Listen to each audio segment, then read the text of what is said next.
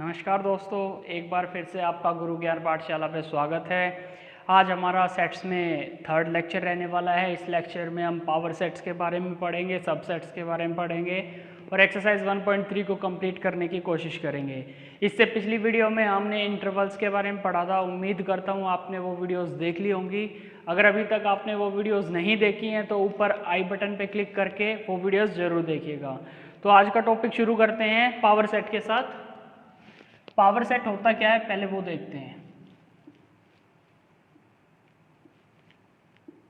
Power set को P of n से दिखा सकते हैं हम। इसमें होता है जितने नंबर ऑफ सेट्स हम किसी एक सेट से बना सकते हैं। दैट इज अगर हम कहें A में हमारे पास 3 एलिमेंट्स हैं, से 1, 2 एंड 3, इसके सबसेट्स कितने बन सकते हैं, that is known as power set. इसके कितने सबसेट बना सकते हैं वो देखते हैं। अब P ऑफ n से हम दिखा सकते हैं इसे। तो सबसे पहले बनता है हमारा 5। 5 होता है एक नल सेट जिसके अंदर कोई एलिमेंट एग्जिस्ट नहीं करता है, तो उसको हम दिखाते हैं 5 से। उसके बाद आ जाता है हमारा 1, फिर 2, इसी तरीके से 3, 1 2, 2 3, 3 1 एंड 1 2 3। इसके अलावा कोई और हमारा सबसेट इसमें नहीं बन सकता है। तो इसमें टोटल नंबर ऑफ सेट देखेंगे अगर हम तो कितने बन जाते हैं, 1 2 3 4 5 6 7 8। अब ये तो 3 डिजिट थी, तो इसलिए हमारे लिए आसान था कि नंबर ऑफ सेट्स को काउंट कर पाना।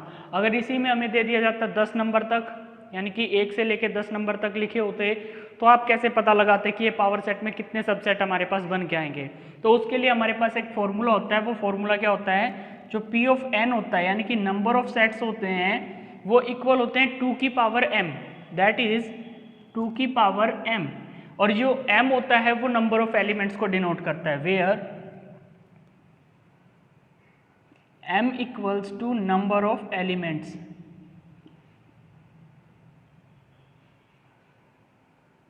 इन a power set.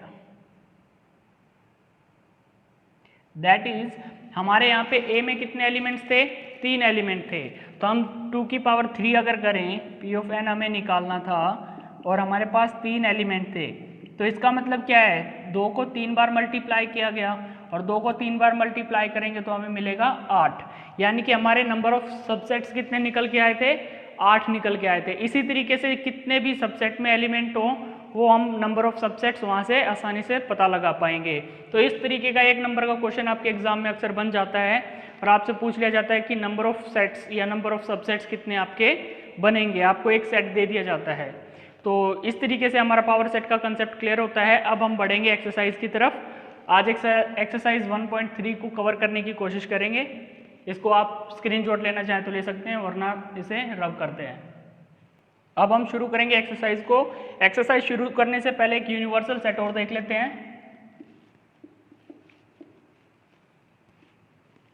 Universal set exactly होता क्या है, इस चीज को हम पहले ही एक्सप्लेन कर चुके हैं लास्ट क्लास में।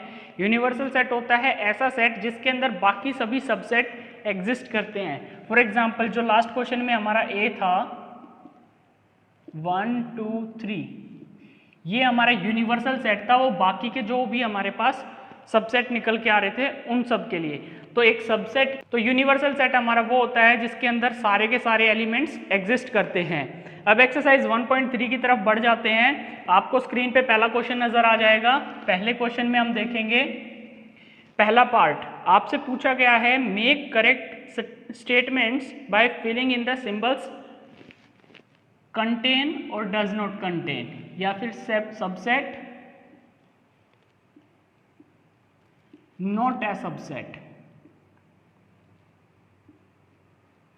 हमसे दो चीज सिंबल्स के बिहाफ पे क्वेश्चन पूछे गए हैं कि कौन सा सबसेट होगा और कौन सा सबसेट नहीं होगा। तो पहले क्वेश्चन में पहला पार्ट जो हमें दिया गया है उसमें हमें दिया गया है 2 3 4 स्पेस 1 2 3 4 5। क्या ये इसका सबसेट होगा? सबसेट होने के लिए कंडीशन क्या होती है, जितने भी एलिमेंट्स होते हैं छोटे वाले में, यानी कि जिसे सबसेट होना है उसमें जितने भी एलिमेंट्स हैं वो सब के सब पावर सेट में एग्जिस्ट करने चाहिए, या फिर ये कह सकते हैं यूनिवर्सल सेट में एग्जिस्ट करने चाहिए। यहाँ पे 3 एलिमेंट हैं जो कि हमें नजर आ रहे हैं, वही 3 एलिमेंट हमें वहां भी नजर आ रहे हैं। इसका मतलब ये सेट इस सेट का सबसेट होगा, तो इसलिए हम यहाँ पे सिंबल यूज करेंगे सबसेट का। इसके बाद सेकंड पार्ट की तरफ बढ़ते हैं। सेकंड पार्ट में दिया गया है ABC स्पेस BCD। अब आप देख पाएंगे यहाँ पे जो B और C तो एग्जिस्ट कर रहे हैं, लेकिन A बिलोंग करता है यहाँ पे से। इसको अगर हम P से दिखा दें और इसे Q से दिखाएं तो A बिलोंग करता है P से, but A does not belongs to Q। जब ऐसी कंडीशन हमारे पास हो जाती है तो ऐसे केसेस में हमारा क्या होता है, पहले वाला पार्ट दूसरे वाले का सबसेट नहीं होता है, तो ये सबसेट नहीं होगा। इसके बाद बात कर लेते हैं तीसरे पार्ट की। तीसरे पार्ट में दिया गया है X is a student of class 11th of your school. X is a student of your school. मान लिया आपकी क्लास में 25 स्टूडेंट्स हैं और आपके स्कूल में 500 स्टूडेंट्स हैं। अब जो 500 स्टूडेंट्स आपके स्कूल में हैं उन 500 में 25 भी तो होंगे, यानी कि ये 25 यहाँ भी एग्जिस्ट करते हैं, इसलिए हम कह सकते हैं कि ये इसका एक सबसेट होगा। ये एक एग्जाम्पल है आपको बेहतर तरीके से समझाने के लिए। नेक्स्ट पे बढ़ जाते हैं। X is a circle in a plane. Part 4 की तरफ अगर आप ध्यान देंगे तो उसमें दिया गया X is a circle in a plane where X is a circle in the plane with same radius 1 unit. यानी कि यहाँ पे तो सिर्फ सर्कल दे दिया और यहाँ पे circle with radius equal to 1 unit दे दिया। अब ये तो एक फिक्स्ड सर्कल्स हो गए जिनकी रेडियस 1 यूनिट होगी, जबकि यहाँ पे सभी सर्कल्स हैं, तो ये बड़ा हुआ या ये बड़ा हुआ? ऑब्वियसली ये बड़ा है। और जब जो हमारा सेट बड़ा होता है वो हमेशा यूनिवर्सल सेट होता है, ना कि सबसेट। तो अगर ये टर्म हमारी यहाँ पे होती और ये वाली इधर होती तो ये कंडीशन सेटिस्फाई हो जाती, दैट इज ये सबसेट है इसका, ना कि ये सबसेट है इसका। तो यहाँ पे हम सिंबल यूज करेंगे सबसेट नहीं है। ये ब्रॉड एरिया है, वो फिक्स्ड एरिया है। इसमें नंबर ऑफ सर्कल्स फिक्स्ड हैं जिनकी रेडियस 1 यूनिट है, जबकि यहाँ पे कितने भी सर्कल ले सकते हैं जिनकी रेडियस चाहे कुछ भी हो। तो इसलिए हमारे यहाँ पे ये सबसेट नहीं होगा इस वाले का। नेक्स्ट की तरफ बढ़ जाते हैं हम। Part 5। X is a plane, X is a triangle in a plane. हमारे यहाँ पे एक ट्राइंगल है इन अ प्लेन, बीच में सिंबल स्पेस का। X is a rectangle in a plane, यहाँ पे दे दिया रेक्टेंगल। अब आप सभी जानते हैं रेक्टेंगल एक 4 साइडेड फिगर होता है जिसमें 4 साइड होते हैं, जबकि ट्राइंगल एक 3 साइडेड फिगर है। 3 साइडेड फिगर्स का 4 साइडेड फिगर्स के साथ कोई लेना देना नहीं होता है, यानी कि ये एक डिफरेंट पार्ट के कैटेगरी के फिगर्स हैं, ये डिफरेंट कैटेगरी के फिगर्स हैं। तो इन दोनों के बीच में कोई लिंक नहीं है, इसलिए ये सबसेट नहीं होगा। इस चीज का आप विशेष ध्यान रखिएगा। इसके बाद नेक्स्ट देखते हैं हम। X is an equilateral triangle, X is a triangle in a same plane. ये हो जाएगा हमारा। ऊपर का हम इरेज कर लेते हैं एक बार। इसमें देखेंगे हम पार्ट 6। पार्ट 6 में आप देखेंगे इधर तो दिए हैं इक्विलेटरल ट्राइंगल,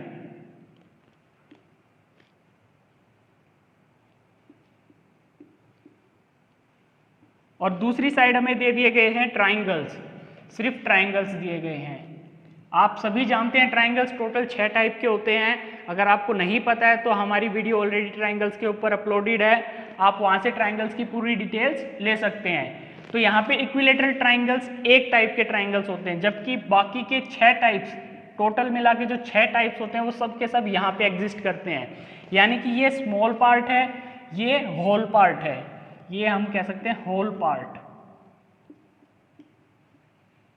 और ये स्मॉल पार्ट। तो हमारा स्मॉल पार्ट है, होल पार्ट का ही एक पीस होगा, यानी कि एक हिस्सा होगा, तो ये हमारा सबसेट हो जाएगा। इसके बाद बात करते हैं पार्ट 8 की। पार्ट 8 में हमें क्या दिया गया है? x is N even natural number, x is N integer. यहाँ पे दिया गया है इवन नेचुरल नंबर, जबकि यहाँ पे हमें दिए गए हैं इंटीजर्स। इंटीजर्स आपको पता है क्या होते हैं, माइनस इन्फिनिटी से लेके 0 एंड देन प्लस इन्फिनिटी तक, जबकि इवन इंटीजर्स में सिर्फ प्लस के 2, 4, 6 सोन अप टू इन्फिनिटी तक आ जाएंगे। अब आप देख पाएंगे ये सभी नंबर यहाँ पे इस वाले हिस्से में एग्जिस्ट कर रहे हैं, यानी कि ये पूरा का पूरा हिस्सा यहाँ पे एग्जिस्ट करता है, इसलिए ये हमारे यहाँ पे सबसेट हो जाएगा। इसके बाद बात कर लेते हैं क्वेश्चन नंबर 2 की। आप स्क्रीनशॉट लेना चाहें तो ले सकते हैं, इसे रब करते हैं। क्वेश्चन नंबर 2 में हमें क्या दिया गया है, ट्रू और फॉल्स के बारे में पूछा गया है। क्वेश्चन नंबर 2 में हमसे पूछा गया कि कौन से नंबर्स ट्रू होंगे, कौन सी स्टेटमेंट्स फॉल्स होंगी।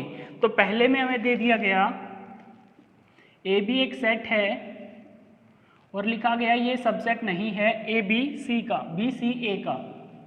तो आप सभी जानते हैं यहाँ पे 2 एलिमेंट एग्जिस्ट कर रहे हैं और वही 2 एलिमेंट हमें यहाँ पे नज़र आ रहे हैं, तो ये तो सबसेट हो गया इसका। लेकिन क्वेश्चन में क्या दे दिया कि ये सबसेट नहीं है, तो ये गलत बात हो गई, ये फॉल्स हो जाएगा। नंबर 2 पे बात करें ए ई, नंबर 2 पे जो हमें दिया गया है ए और ई दे दिया गया, और ये सबसेट दिखाया गया इंग्लिश अल्फ़ाबेट के वोवल्स का। वोवल्स हम जानते हैं 5 होते हैं, ए ई आई ओ एंड यू। अब यहाँ पे देखेंगे 2 वोवल्स हैं, यहाँ पे दोनों के दोनों एग्जिस्ट कर रहे हैं, तो ये स्टेटमेंट ट्रू हो जाएगी हमारी। इसके बाद बात करते हैं थर्ड स्टेटमेंट की। उसमें दिया गया हमें 1 2 3 सबसेट होगा 1 3 5 का। तो आप देख पाएंगे यहाँ पे जो 2 है वो यहाँ एग्जिस्ट नहीं कर रहा है, does not belongs to, 2 belong नहीं कर रहा है, इसलिए ये स्टेटमेंट फॉल्स हो जाएगी। इसके बाद बात करते हैं पार्ट नंबर 4 की। पार्ट नंबर 4 में क्या दिया गया है, एक सेट दे दिया गया हमें और ये बिलोंग कर सबसेट होगा ए बी सी का, ये हमें बोला गया है। तो आप देख पाएंगे ए यहाँ पे एग्जिस्ट कर रहा है, बिल्कुल एग्जिस्ट कर रहा है, तो ये हमारा ट्रू स्टेटमेंट हो जाएगा। इसके बाद लास्ट आ जाता है 5वां, A belongs to A B C. अब आप दोनों को यहाँ पे डिफरेंस नजर आ रहा होगा एक सिंबल का, यहाँ पे सिंबल यूज हुआ था सबसेट का, जबकि यहाँ पे यूज हुआ है बिलोंग्स का। सबसेट का मतलब ये होता है कि ये एक सेट है और ये एलिमेंट है और ये एलिमेंट यहाँ पे एग्जिस्ट कर रहा है। बिलोंग्स का मतलब क्या होता है, ये एक एलिमेंट है और ये यहाँ पे एग्जिस्ट करना चाहिए, लेकिन ये एलिमेंट यहाँ नजर नहीं आ रहा है, तो ये फॉल्स होगा। इसी की जगह अगर हमें दिया होता इस तरीके से ए बी सी, तो हमारा ये स्टेटमेंट ट्रू हो जाता, लेकिन फिलहाल के लिए ये ट्रू नहीं होगा, क्योंकि यहाँ पे ये पूरा का पूरा एक एलिमेंट है। जब ये सिंबल यूज होगा तो इधर जो भी चीज लिखी होगी वो हमारा सबसेट होगी, जबकि ये सिंबल यूज होगा तो इधर जो भी लिखा है वो हमारा एक एलिमेंट की तरह काम करेगा। तो इस चीज का आप विशेष ध्यान रखिएगा। पार्ट 6 की तरफ बढ़ जाते हैं। पार्ट 6 में हमें क्या दिया गया है, x is A even natural number less than 6। अब इवन भी होना चाहिए, नेचुरल भी होना चाहिए और 6 से छोटा भी होना चाहिए, यानी कि 2 and 4। 6 से छोटा बोला है, 6 को इंक्लूड नहीं कर सकते हम, तो 2 और 4 हमारा इंक्लूडेड होगा। इसके बाद जो नेक्स्ट आता है वो आता है x is a natural number which divides 36। x एक ऐसा नेचुरल नंबर है जो 36 को डिवाइड करेगा। अब 36 किस किस नंबर से डिवाइड हो सकता है, 1 से, 2 से, 3, 4, 6, 9, 12, 18 एंड 36। आई होप सो इन नंबरों के अलावा कोई और नंबर एग्जिस्ट नहीं करता है जिससे वो डिवाइड होगा। तो आपको दिखाई दे रहे होंगे यहाँ पे इतने सारे नंबर, और 2 और 4 यहाँ भी एग्जिस्ट कर रहे हैं, तो क्या ये इसका सबसेट नहीं होगा, बिल्कुल सबसेट होगा। तो ये स्टेटमेंट भी हमारी ट्रू हो जाएगी।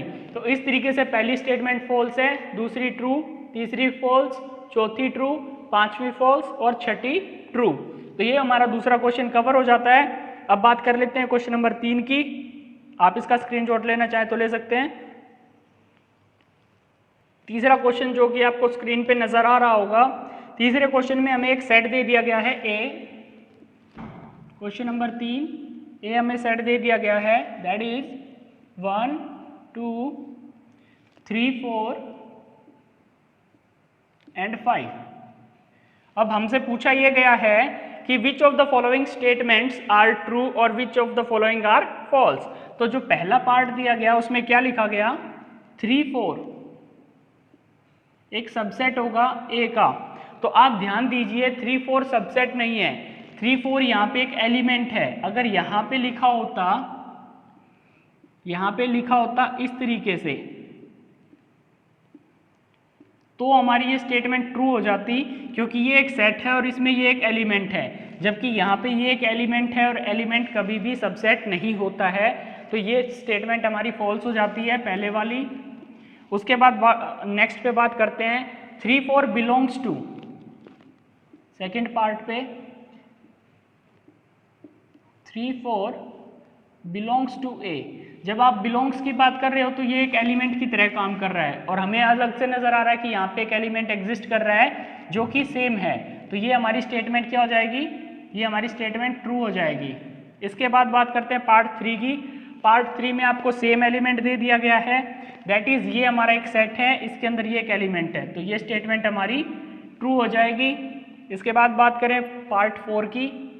पार्ट 4 में हमें क्या दिया गया है, 1 बिलोंग्स टू ए। अब आपको एक एलिमेंट की तरह नजर आ रहा होगा और एक यहाँ भी एग्जिस्ट कर रहा है, तो ये भी स्टेटमेंट हमारी क्या हो जाती है, ट्रू हो जाती है। इसके बाद बात करते हैं पार्ट 4 की। पार्ट 4 में लिख दिया गया है 1 इज ए सबसेट ऑफ ए।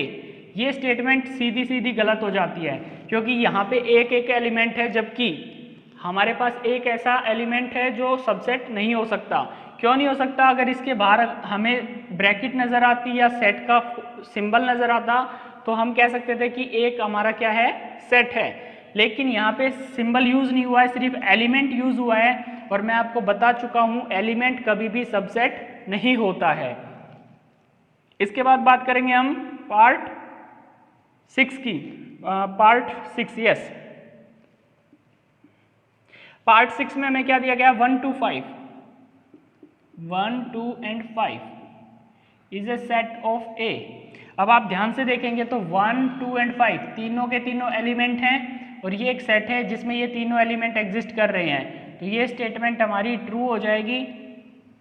इसके बाद नेक्स्ट आ जाता है पार्ट 7, उसमें दिया गया है 1, 2, 5 बिलोंग्स टू ए। सेम वही बात आ गई, अब बिलोंग का सिंबल आ गया तो इसका मतलब क्या हुआ कि जो ये एलिमेंट है ये यहाँ पे एग्जिस्ट करना चाहिए, जबकि ऐसा कोई एलिमेंट यहाँ पे एग्जिस्ट नहीं कर रहा है जिसमें 3 सब एलिमेंट दिए हों, तो ये हमारी स्टेटमेंट क्या हो जाएगी, फॉल्स हो जाएगी।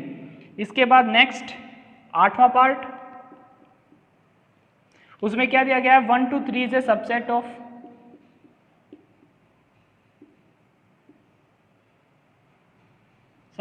ए। आपको नजर आ रहा होगा 1, 2 तो ठीक है, लेकिन 3 एंड 4 खुद एक एलिमेंट है। यहाँ पे 3 कोई यूनिक एलिमेंट हमें नजर नहीं आ रहा है, तो ये स्टेटमेंट में हमारी क्या हो जाएगी, फॉल्स हो जाएगी। इसके बाद 9वें पार्ट की बात करते हैं, 5 बिलोंग्स टू ए। अब यहाँ पे दो चीजें आती हैं, एक आपकी आती है 5 बिलोंग्स टू ए, एक आता है 5 इज ए सबसेट ऑफ ए। ध्यान रखिएगा 5 यहाँ पे कोई एलिमेंट नहीं है, 5 क्या नहीं है, कोई भी एलिमेंट यहाँ पे नहीं है, तो ये स्टेटमेंट तो हो जाएगी फॉल्स। जबकि 5 यहाँ पे एक सबसेट है। 5 सेट का मतलब क्या होता है, एक नल सेट, एक एम्प्टी सेट जिसके अंदर कोई एलिमेंट एग्जिस्ट नहीं करता है, तो उसको दिखाने के लिए हम यूज करते हैं इस सिंबल का।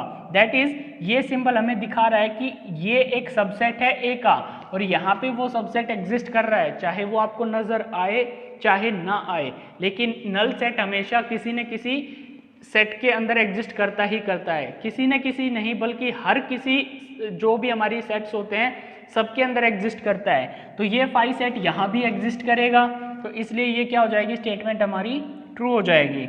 इसके बाद बात करते हैं, लास्ट पार्ट है ये हमारा, is a subset of A. Again same बात आ जाती है, यहाँ पे ये एक सेट है जिसके अंदर 5 एलिमेंट एग्जिस्ट कर रहा है, जबकि 5 यहाँ पे कोई एलिमेंट हमें नजर नहीं आ रहा है। 5 is A subset not an element, तो यहाँ पे हमारे ये स्टेटमेंट भी क्या हो जाती है, फॉल्स हो जाती है। इस चीज को बहुत ध्यान से समझने की आवश्यकता है। जब फाई बिलोंग्स दिखा रखा है और वहां फाई नहीं है तो वो एक एलिमेंट नहीं होगा। जब आपको एक सेट दिखाया है उसके अंदर फाई लिखा है तो भी वो सही नहीं होगा। लेकिन फाई एक सबसेट होता है ए का। यहाँ पे मतलब क्या है, यहाँ का मतलब ये है कि ये एक सबसेट है जिसका एलिमेंट फाई है। लेकिन यहाँ इसका मतलब ये है ये खुद एक सेट है जिसके अंदर कोई एलिमेंट एग्जिस्ट नहीं करता है।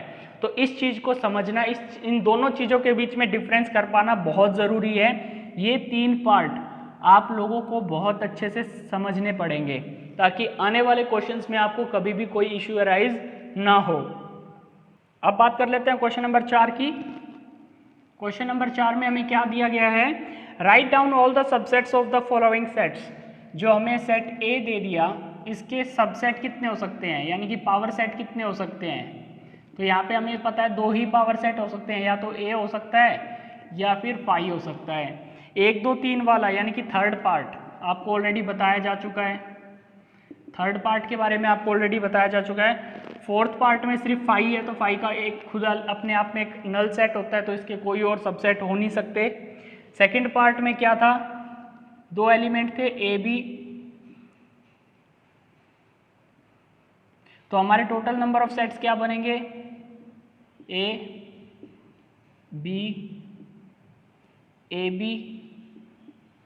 And at last phi. तो ये हमारे 4 सेट एग्जिस्ट करेंगे। नंबर ऑफ सेट निकालने के लिए आपको ऑलरेडी बताया जा चुका है 2 की power m, where m is an number of elements. यहाँ पे नंबर ऑफ एलिमेंट्स कितने हैं, 2 हैं, तो 2 की पावर 2 हो जाएगी। ओवरऑल हमें 4 सबसेट्स मिलने चाहिए थे, 1 2 3 4। हमारे पास 4 सबसेट आ जाते हैं। तो इस तरीके से आपको एक क्वेश्चन के अंदर अलग अलग तरीके से पता होना चाहिए क्वेश्चन को कैसे कैसे हम अटेम्प्ट कर सकते हैं। तो क्वेश्चन हमारा था ए बी, उसमें हमें ये भी पता चल गया कि नंबर ऑफ सबसेट्स कितने आएंगे, ये भी पता चल गया कि कौन कौन से सबसेट्स हमारे बनेंगे। इसके बाद बात करते हैं क्वेश्चन नंबर 5 की। How many elements does P of A have. 5वां क्वेश्चन आप देखेंगे तो इसमें दिया गया है P of A is equals to कितना होगा, इफ ए इक्वल्स टू 5 है। अब आपको पता है ए इक्वल टू 5 है, 5 क्या होता है, एक नल सेट होता है। लेकिन नल सेट के अंदर खुद का एक एलिमेंट तो एग्जिस्ट करता ही करता है। तो एक एलिमेंट एग्जिस्ट करता है तो हमारा पी ऑफ ए क्या हो जाएगा, 1 हो जाएगा। इसको और बेहतरीन तरीके से समझना चाहें अगर आप, तो नल सेट है, नल सेट के अंदर मतलब 0 एलिमेंट। तो पी ऑफ एन जब आप निकालेंगे तो 2 की पावर 0 कर देंगे, और किसी की पावर 0 क्या होती है, 1 होती है। तो हमारे पास नंबर ऑफ एलिमेंट्स कितने आ जाएंगे, 1 आ जाएंगे। आप जैसे भी समझना चाहे समझ सकते हैं, ऐसे समझना है ऐसे समझिए, डायरेक्ट आपको लिखना है तो डायरेक्ट आप लिख सकते हैं। क्वेश्चन नंबर 6 में देखेंगे, आपसे पूछा गया है कि आप इसके इंटरवल्स को लिखिए। आपको पहले ही बता दिया गया था क्लोज्ड इंटरवल क्या होते हैं,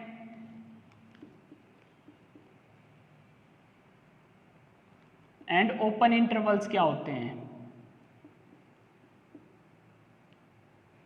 जो क्लोज्ड इंटरवल्स होते हैं उनके सिंबल ये होते हैं, जबकि ओपन इंटरवल्स के सिंबल ये होते हैं। ओपन इंटरवल्स में दोनों के दोनों नंबर जोड़े नहीं जाते हैं, यानी कि वो इंक्लूडेड नहीं होते हैं। जबकि क्लोज्ड इंटरवल में जो 2 एलिमेंट यहाँ पे लिखते हैं दोनों के दोनों इंक्लूडेड होते हैं। तो इस चीज का ध्यान रखेंगे और पहले क्वेश्चन को सॉल्व करके देखते हैं। पहले क्वेश्चन में दिया गया आपको x such that x belongs to R -4 greater than x less than equal to 6। ये आपका पहला पार्ट बनता है। तो जब आपको यहाँ पे ग्रेटर देन का सिंबल दिख रहा है इसका मतलब क्या है, ये हमारा ओपन इंटरवल है, जबकि यहाँ पे हमारा क्लोज्ड इंटरवल है। तो जो हमारा सबसेट बन के आएगा वो बनेगा -3 -2 -1 0 1 2 3 4 5 एंड 6। ये हमारा सेट बन के आ जाएगा। तो नंबर 2 की तरफ बढ़ जाते हैं। नंबर 2 में देखते हैं क्या दिया गया है। नंबर 2 का डायरेक्ट आंसर लिखते हैं। आपको क्वेश्चन नजर आ रहा होगा स्क्रीन पे ही।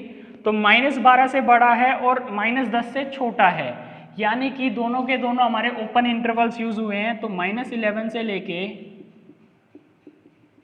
-10 तक है। ये हमारा है -12 से लेके और -10 तक। यानी कि -12 से बड़ा होना चाहिए लेकिन -10 से छोटा होना चाहिए। तो जो एक ही एलिमेंट एग्जिस्ट करेगा वो रहेगा -11। इसके बाद नेक्स्ट पार्ट आ जाता है पार्ट 3। पार्ट 3 में क्या दिया गया है, 0 से बड़ा या उसके इक्वल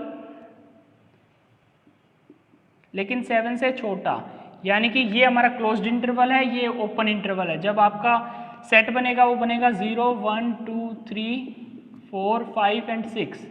7 इंक्लूडेड नहीं होगा क्योंकि 7 हमारा ओपन इंटरवल में आ जाता है। उसके बाद लास्ट पार्ट बच जाता है पार्ट 4, वो भी देखते हैं।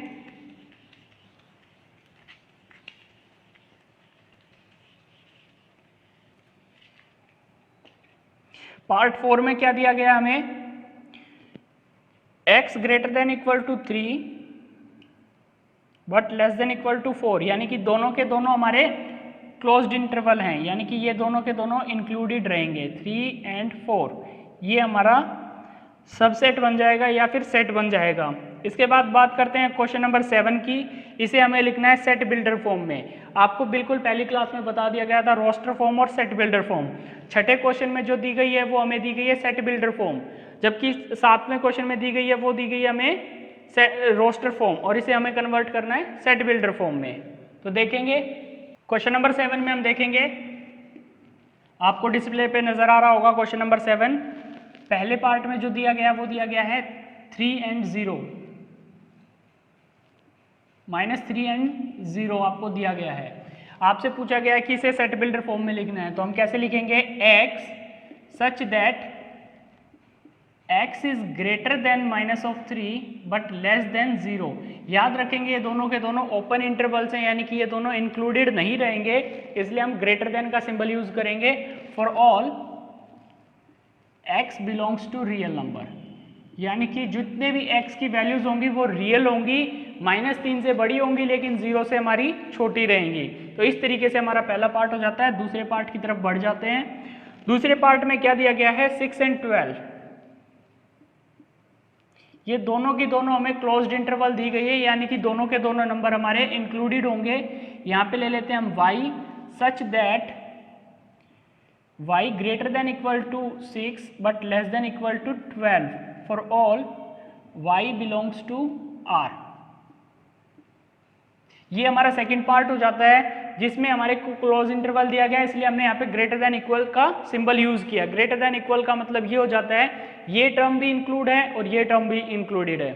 इसके बाद बात करते हैं पार्ट 3 की। पार्ट 3 में ओपन क्लोज्ड दिया गया है, that is 6 and 12।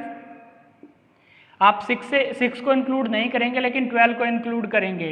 z such that z is greater than 6 but less than equal to 12 for all z belongs to real number. ये आपका पार्ट 3 हो जाता है जिसमें z जो होगा वो 6 से बड़ा होगा लेकिन 12 के से छोटा या उसके बराबर रहेगा। लास्ट बच जाता है हमारा पार्ट 4 जिसमें क्लोज्ड एंड ओपन दिया गया है -23 एंड 5, यानी कि -23 हमें इंक्लूड करना है और 5 इंक्लूडेड नहीं रहेगा। तो सेट क्या बनेगा हमारा, P such that P greater than equal to -23 and greater than equal to -23 and less than 5, क्योंकि 5 हमारा क्या है, ओपन इंटरवल है, ओपन को इंक्लूड नहीं करेंगे और क्लोज को हम इंक्लूड कर लेंगे। तो इस तरीके से आपका ये क्वेश्चन कंप्लीट हो जाता है। इसके बाद बात कर लेते हैं क्वेश्चन नंबर 8 की। क्वेश्चन नंबर 8 में आपको क्या दिया गया है, यूनिवर्सल सेट हमें बताना है कि इनके लिए हम क्या यूज कर सकते हैं। क्वेश्चन नंबर 7 को इरेज कर लेते हैं।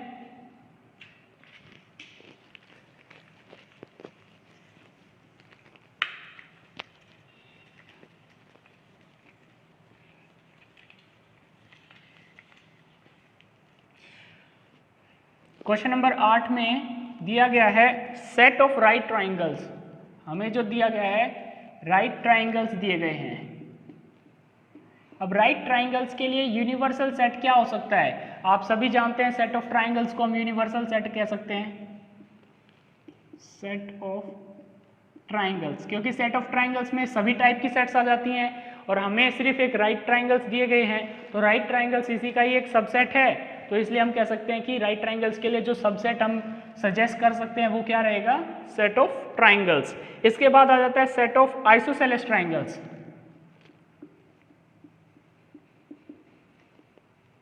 Set of isosceles triangles. Isosceles triangle के लिए भी सेम कंडीशन रहेगी, चाहे राइट ट्राइंगल्स हैं चाहे आइसोसेलेस ट्राइंगल्स हैं, सबके लिए सेम कंडीशन रहेगी। आप इसकी जगह कुछ और भी यूज कर सकते हैं, जैसे any closed figure with 3 dimensions, any closed figure with 3 sides.